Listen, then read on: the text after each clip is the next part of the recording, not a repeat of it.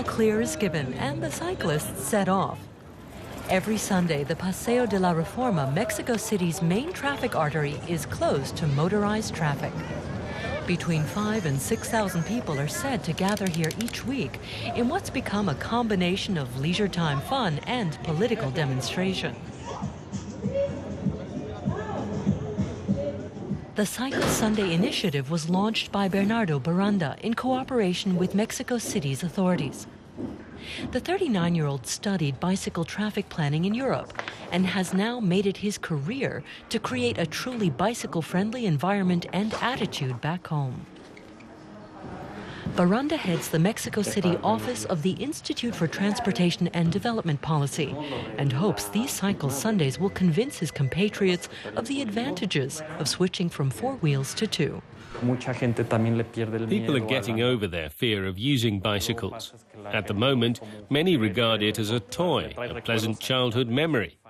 They still feel it's too complicated and too physically demanding to ride a bike to get to work or run errands every day.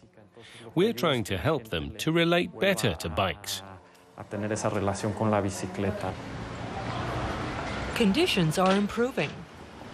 The city recently established a bike rental system. You get these cards from Ecobici. The card costs 300 pesos, or about 18 euros, and it's valid for a year. It gives the rider access to bikes at any time, and the first 30 minutes are even free.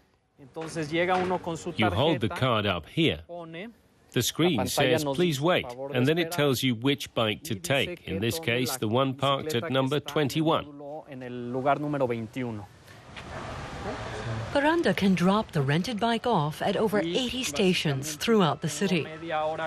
Paris and Barcelona served as role models for Mexico City's eco-bike initiative. It's attracted over 3,000 registered users in its first 2 months.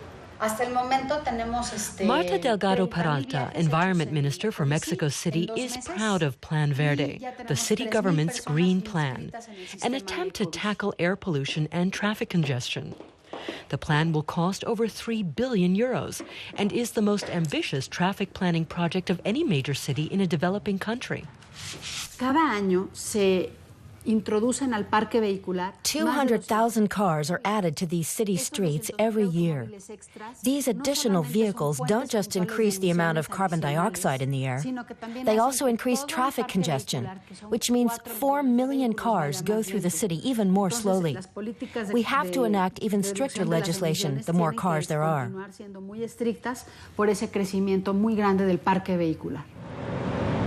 Mexico City's road network has been overwhelmed by commuter traffic for some time. Now traffic planners have decided to restrict cars more radically than ever before. For the past 2 years on the Avenida Insurgentes, the city's principal transport axis, the left lane has been reserved for the Metrobus. At 2-minute intervals, red express buses crisscross the city from north to south and east to west. 2 bus lines are already in operation, and city officials are aiming to have at least 10 by 2012. Traffic planners are already praising the concept as beneficial to the environment, and the authorities agree. 15% de nuestros pasajeros 15% of our passengers own a car. They tell us that they're leaving their cars at home now. The benefit is twofold. There are no emissions from these cars and 70,000 fewer cars on the streets, thanks to the Metrobus.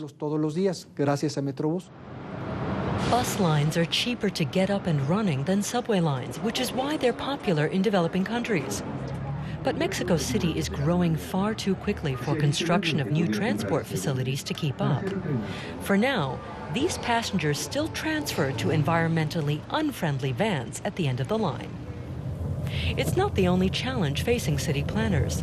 Despite constant traffic jams and insufficient parking, driving a car is no easy habit to break for car owners like Alejandro Salvidar.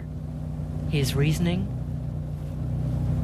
las personas les gusta mucho manejar y tener su auto. Entonces es un gran problema. People like to have cars and to drive them. That's a big problem. Besides that, the buses and trains are completely packed at rush hour. The number of passengers is enormous. Which is why we're only allowed to film Mexico City's subway outside of rush hour. Still, the city is trying to alleviate the consequences of overcrowding. By installing surveillance cameras on train platforms, for instance, and designating separate boarding areas for women and children. Authorities are also linking up the various kinds of public transport. Bernardo Baranda now takes his bike onto the Metrobus, and it works. The whole world is working towards sustainability. Transport planning must include cyclists as well as good public transportation.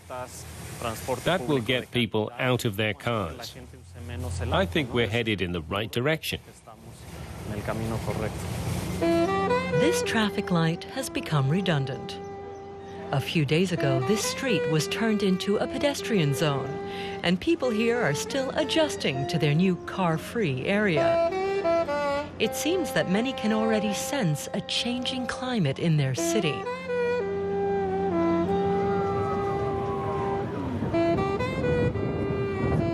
For Mexico City, the way forward is clear.